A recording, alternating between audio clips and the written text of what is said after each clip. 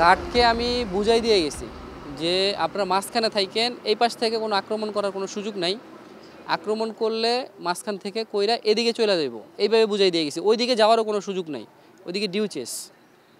এইভাবে বুঝাই দিয়ে যাওয়ার পরও গার্ড এখানে ছিল না। আমি একটা ভিডিও পাইলাম মাত্র 10 মিনিট ধরে গাড়িটা জ্বলতেছে, গার্ড এখানে একজনও নাই। মানে আমি বাসায় যা ড্রেসও চেঞ্জ করতে পারি নাই।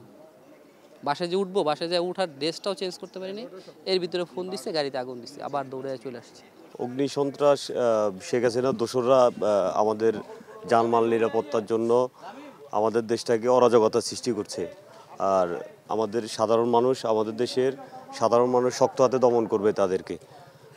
শেখ হাসিনা তো পালিয়ে গেছে ইন্ডিয়া, তার পালিত যে ইয়েগুলো আছে এখানে, দোসরগুলো রেখে গেছে এই দেশে।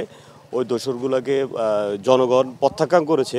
ছাত্রদল, যুবদল, স্বেচ্ছাসেবক দল সহ সবাই প্রতিনিয়ত রাত জেগে আমরা অপেক্ষা করতেছি, দেখি কোনো নিষিদ্ধ সংগঠন আমাদের কোনো জানমালের উপর হামলা চালায় নাকি।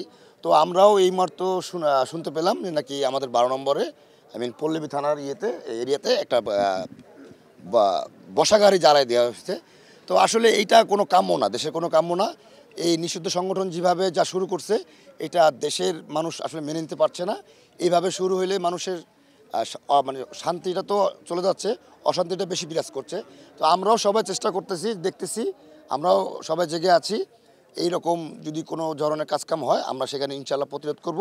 আসলে মানুষের বিগত 17 বছর আওয়ামী লীগ যেভাবে নির্যাতন করছে, নিপীড়ন করছে, সাধারণ মানুষের মানে একেবারে নিঃশ্বাস বন্ধ হয়ে যাওয়ার মতো অবস্থা যখন চলে আসছে, দেওয়ালে পিঠ ঠেকে গেছে, তখন মানুষের প্রতিবাদে শেখ হাসিনা আওয়ামী লীগ পলাইতে বাধ্য হয়েছে। এখন আবার তাদের কিছু মানে দূষিত বিষ এদেশে রাইখে গেছে, যেটা আমাদের ছাত্র সমাজ, সাধারণ মানুষ তাদেরকে ক্ষমার দৃষ্টিতে দেখা এখনও ওইরকম কোনো কিছু করে নাই। তাদের ব্যাপারে কোনো শাস্তি আইনগত ব্যবস্থাও নেয় নাই। তারা এই অরাজকতা চালাচ্ছে, দেশে অস্থিরতা সৃষ্টি করতেছে, বন্ধ বাসে অগ্নিসংযোগ করতেছে।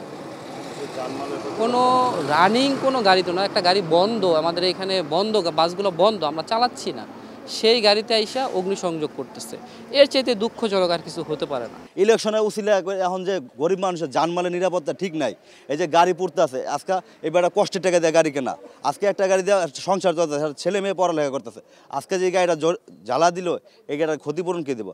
আর তাদের স্বার্থের কারণে কেন গরিবের সম্পদ নষ্ট করা হইব, কেন এইভাবে আগুন দেওয়া হইব?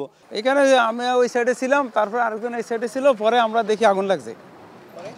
পরে আর আমরা তো লোক দেখিনি, এরপরে কিছুক্ষণ আগে পরে ফায়ার সার্ভিস আসছে, পরে স্যারের আসছে, আমরা মেসেজ দিতে হয়নি স্যারের কাছে।